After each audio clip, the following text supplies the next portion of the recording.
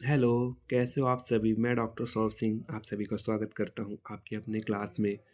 तो आज का बेसिकली जो हमारा टॉपिक है वो फोटोसिंथेसिस। तो इसमें बेसिकली जो हम कवर करेंगे उसमें definition of photosynthesis, history of photosynthesis यानी कि इसमें क्या इतिहास रहा, इसमें जैसे अलग-अलग एक्सपेरिमेंट्स आते हैं, जैसे बैरिगेटेड लीफ एक्सपेरिमेंट हो गया और इसमें मोल साहब ने किया था, उसके बाद जोसेफ प्रिस्टले साहब ने किया था। ऐसे-ऐसे काफ़ी सारे वैज्ञानिक हैं जिसके तहत हम लोग देखेंगे, अलग-अलग वैज्ञानिकों ने अपना-अपना अलग मत दिया। उसके बाद हम इम्पोर्टेंस ऑफ फोटोसिंथेसिस में कि प्रकाश संश्लेषण का क्या महत्व है और इसके बाद हम देखेंगे साइट ऑफ फोटोसिंथेसिस, फोटोसिंथेसिस कहाँ पे होता है पौधों में। उसके बाद हम देखेंगे अगला topic why are plants green, ये जो पौधे होते हैं वो हरे क्यों होते हैं, ऐसा क्या पाया जाता है इसमें। उसके बाद हम इसमें पढ़ेंगे जो बेसिकली जो 2 टाइप्स के रिएक्शन, एक लाइट डिपेंडेंट रिएक्शन जो प्रकाश की उपस्थिति में होता है, एक जो लाइट इंडिपेंडेंट रिएक्शन या इसको हम डार्क रिएक्शन के भी नाम से जानते हैं।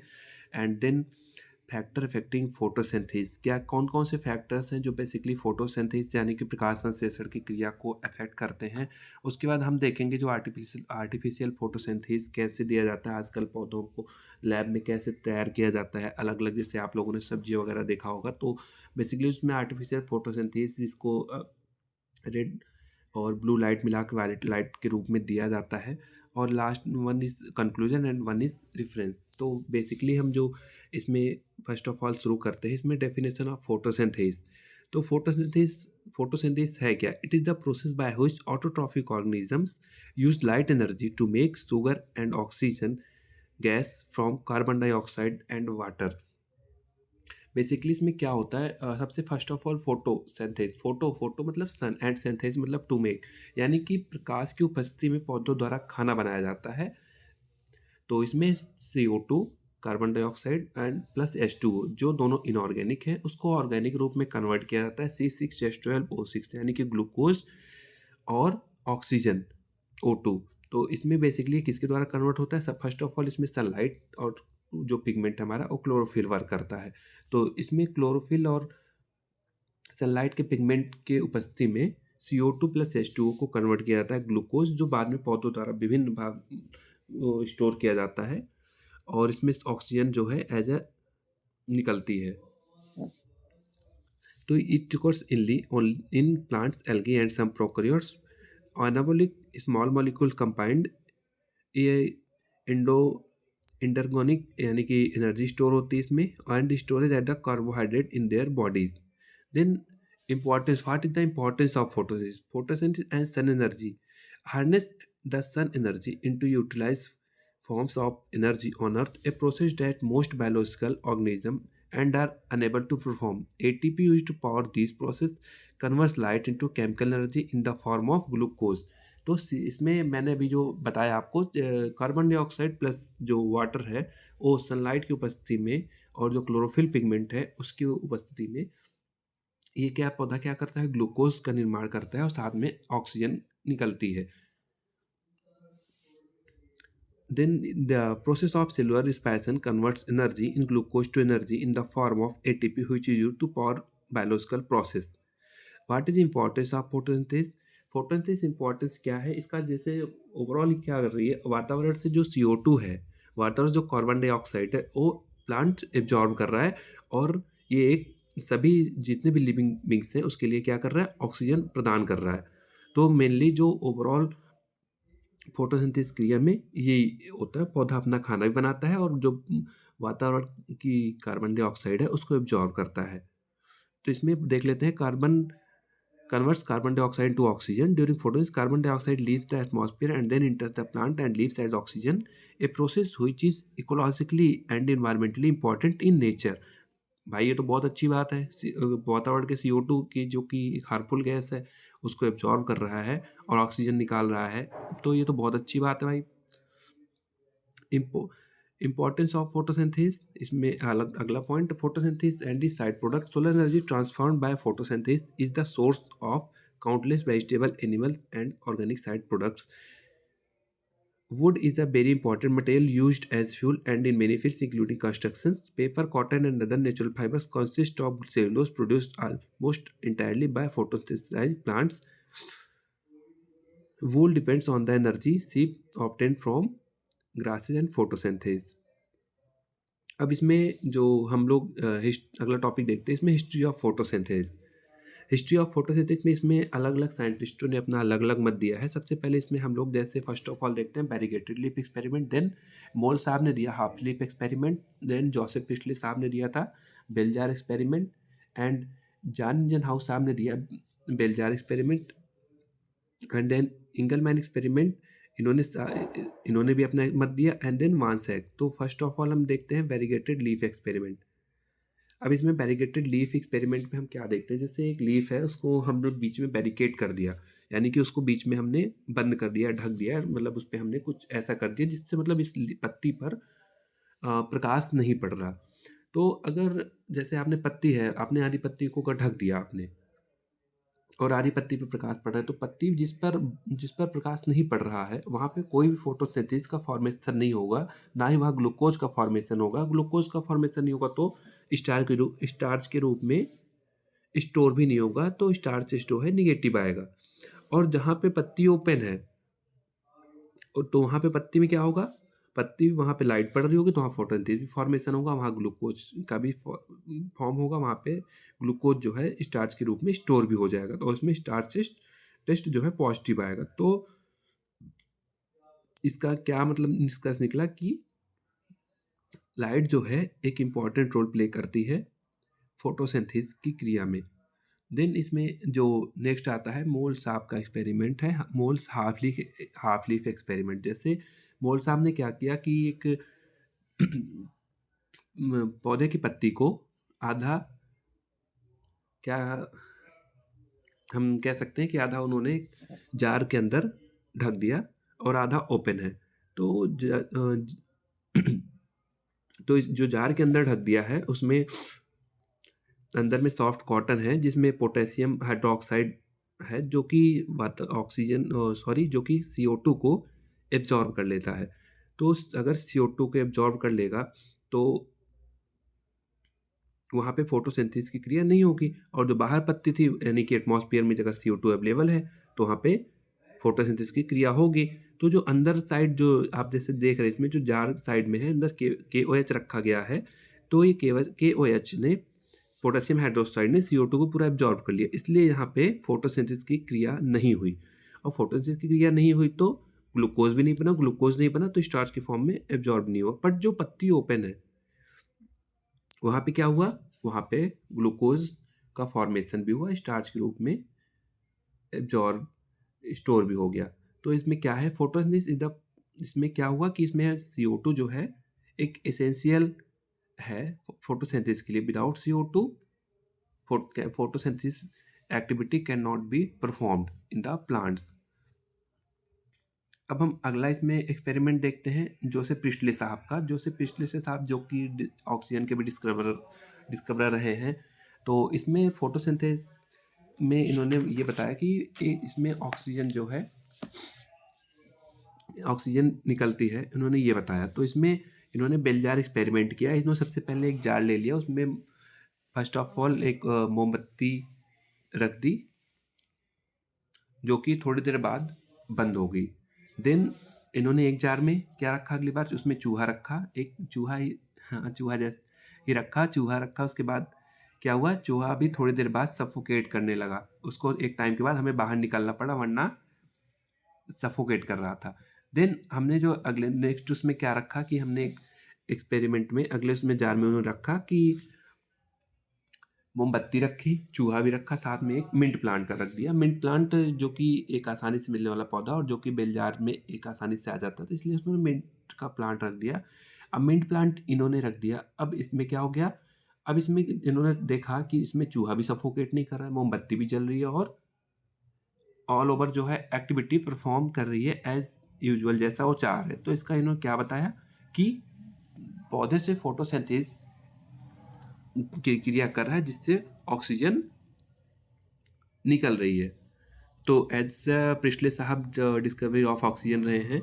और देन अब जो हमारा अगला एक्सपेरिमेंट आता है वो जॉन इंजनहाउस साहब का एक्सपेरिमेंट आता है। जॉन इंजनहाउस साहब ने मतलब सेम एज ए एक्सपेरिमेंट किया। उन्होंने इसको एक बार प्लेस्ड वन से light and one in dark रख दिया।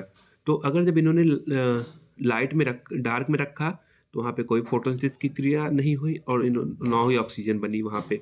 और बट यही प्रक्रिया जब उन्होंने लाइट में किया तो वहाँ पे ऑक्सीजन का परफॉर्म हुई और वहाँ पे फोटोसिंथेसिस भी बनी। बट इन्होंने जी ये प्रक्रिया किया था, इन्होंने इसको एक्वाटिक प्लांट्स में किया था। तो इन्होंने क्या बताया, light is important for photosynthesis.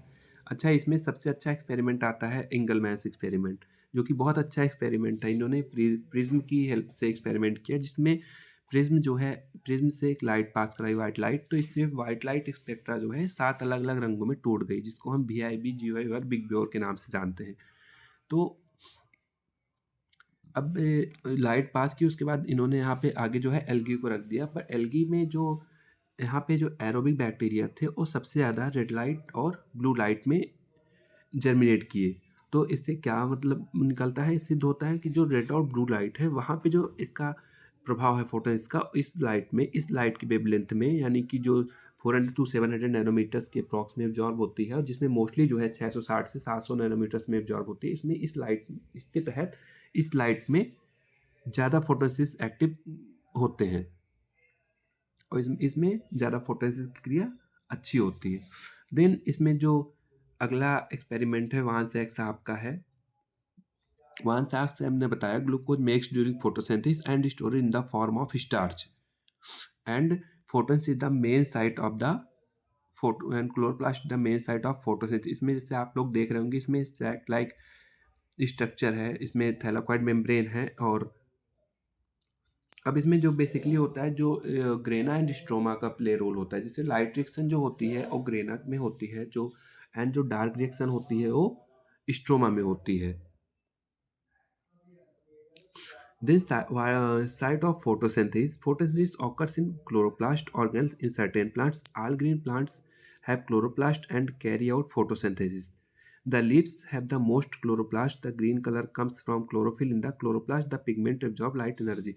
जैसे आप लोग देखते हो, जैसे कोई ट्री है, ट्री में अगर जो बार्क है, बार्क जिसको हम बाहरी छाल बोल सकते हैं, अगर वो ना ग्रे कलर की है या ब्राउन, या मतलब ना हरे कलर के अलावा किसी भी कलर की है, तो उसमें हम फोटोसिंथेसिस की क्रिया परफॉर्म नहीं होगी।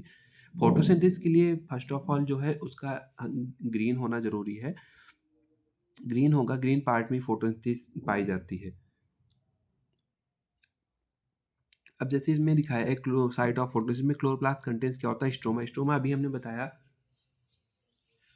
स्ट्रोमा में क्या होता है, डार्क रिएक्शन होता है और इसमें फ्लूइड ग्रेना स्टेक ऑफ थैलाकोइड्स। और जो लाइट रिएक्शन होता है वो कहाँ पे होता है, लाइट रिएक्शन कहाँ होता है, ग्रेना में होता है। Then site of photosynthesis, then why are plants green, plants have green due to chloroplast. मैंने अभी बताया आप लोगों को जो क्लोरोप्लास्ट है, क्लोरोप्लास्ट की वजह से प्लांट्स जो है ग्रीन होते हैं। The thylakoid membrane of chloroplast is impregnated with photosynthesis pigment, chlorophylls and carotenoids. Chlorophyll is located in the thylakoid membrane. Chlorophyll having magnesium plus in the center. Chlorophyll pigments harvested photons by absorbing certain wavelength at blue 420 and red 660 nanometers are most important. हमने भी बताया आपको, red and blue में जो है high active photosynthesis होती है इस वेवलेंथ पे। And then plants are green because the green wavelength is reflected not absorb. और जो इसमें जो ग्रीन कलर की लाइट होती है वो रिफ्लेक्ट कर जाती है पौधों पे। क्यों? क्योंकि पौधा ग्रीन कलर, उसमें पत्तियां हैं ग्रीन कलर के हैं, तो उसमें ग्रीन कलर की जब लाइट पड़ती है तो रिफ्लेक्ट कर जाती है पौधों से। इसलिए ग्रीन कलर की जो लाइट होती है उसमें कोई फोटोसिंथेसिस की या ना के बराबर ही फोटोसिंथेसिस की प्रक्रिया उसमें होती है। अब देख ले सकते हैं, जैसे आप एब्जॉर्प्शन ऑफ लाइट है, लाइट किस में ज़्यादा मैक्सिमम एब्जॉर्ब हो रही है, ब्लू और रेड वेवलेंथ पे हो रही है। अब इसमें जो फोटोसिंथेसिस है, फोटोसिंथेसिस मेनली लाइट डिपेंडेंट में होती है और light independent stage. Light independent stage में होती है जो cyclic phosphorylation and non cyclic phosphorylation. अब लाइट डिपेंडेंट रिएक्शन क्या है, takes place in the thylakoid contains chlorophyll. Light dependent इसको क्यों बोलते हैं, क्यों? क्योंकि इसमें जब सन का प्रकाश पड़ता है तभी ये रिएक्शन स्टार्ट होता है। Converts light energy into chemical energy. Light independent reaction depends on the end product reduced NADPS and ATP of the light dependent reaction। अब इसमें साइक्लिक होता है non cyclic. First of all non cyclic involve two photo system P680 and P700 nanometer. अब इसमें P700 का क्या है, P700 का फर्स्ट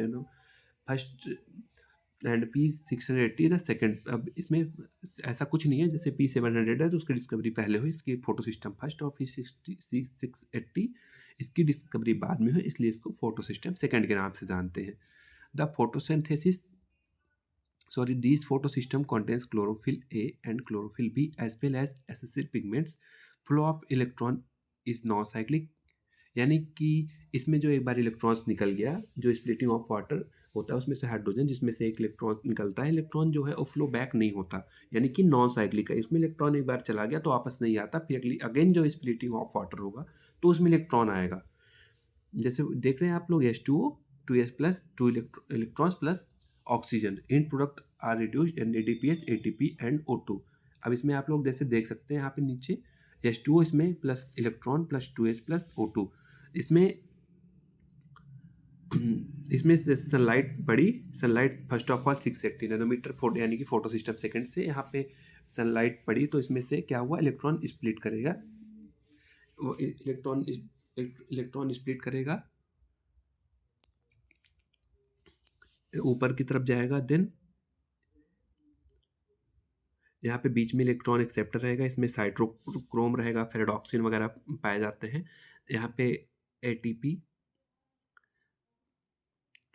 प्लस पीआई, यानी कि इसको नॉन साइक्लिक फोटोफॉस्फोरिलेशन बोलते हैं। क्यों? क्योंकि इसमें पीआई यानी कि फास्फोरस का तो फास्फोरिलेशन यानी कि फास्फोरस का रिलेशन यानी कि एटीपी निकल रही है, इसलिए इसको नॉन साइक्लिक फोटोफॉस्फोरिलेशन बोलते हैं। देन ये आएगा फोटो सिस्टम फर्स्ट, वो it is 700 nanometres.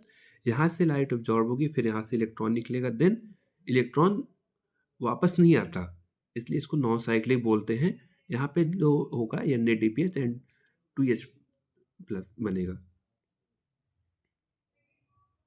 Then cyclic photophosphorylation, इसमें क्या होता है, ये ओनली फोटो सिस्टम फर्स्ट को यूज़ करता है, यानी कि 700 नैनोमीटर्स की वेवलेंथ, लाइट वेवलेंथ को ऑब्जॉर्ब करता है।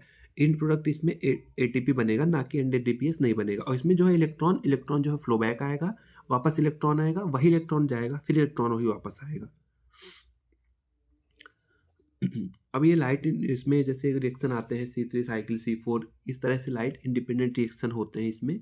ये लाइट इंडिपेंडेंट रिएक्शन इसमें also known as Calvin cycle take place in the stroma of the chloroplast. जैसे अभी आप लोगों को मैंने पढ़ा है लाइट डिपेंडेंट रिएक्शन, तो इसमें जैसे जो बेसिक डिफरेंस है, जैसे इसमें हम लाइट जो independent reaction light dependent reaction में जो बेसिक डिफरेंस है उसमें फर्स्ट ऑफ ऑल जैसे हम कह सकते हैं नॉन साइक्लिक फोटोफॉस्फोरेशन, इसमें photo system first and photo system second दोनों का यूज़ होता है। इसमें जो एंड प्रोडक्ट है वो क्या होता है, ATP and NADPH plus H यानी कि हाइड्रोजन। और जो साइक्लिक होता है इसमें ओनली फोटो सिस्टम फर्स्ट होता है यानी कि P700। एंड इसमें क्या होता है, इसमें इलेक्ट्रॉन का जो फ्लो बैक है वो वापस आ जाता है, वही इलेक्ट्रॉन साइकिल बैक होता है।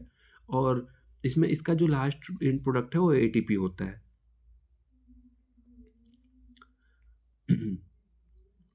अब इसमें लाइट इंडिपेंडेंट रिएक्शन जिसको हम अभी ने बताया, जैसे इसमें C3 साइकिल C4 साइकिल है, तो इसमें जो takes place in the stroma of the chloroplast, no light required but need the in product reduced NADPH and ATP of light dependent reaction, reduced NADP and ATP to produce simple sugar, need an enzyme rubisco bisphosphate carboxylase and carbon dioxide। Then ये cycle है हमारी C3 cycle. इसमें जैसे आप देख रहे होंगे CO2 आता है, उसको एब्जॉर्ब कौन करता है, 6 कार्बन एडिशन कंपाउंड यानी कि RUBP, और जो first in the presence of H2O, then first stable product form होता है 3 phosphoglyceryl aldehyde.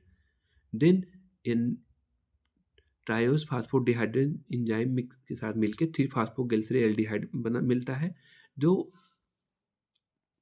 Then 3 phosphoglyceryl again converted in the presence of aldolase sugar into fructose 1,6 bisphosphate, then fructose 1,6 bisphosphate again convert into fructose 6 phosphate in the presence of phosphatase enzyme, and then fructose 6-phosphate convert into erythrase 4-phosphate in the presence of transketolase, and then erythrose 4-phosphate convert into cellulose 1,7-bisphosphate in the presence of aldolose sugar,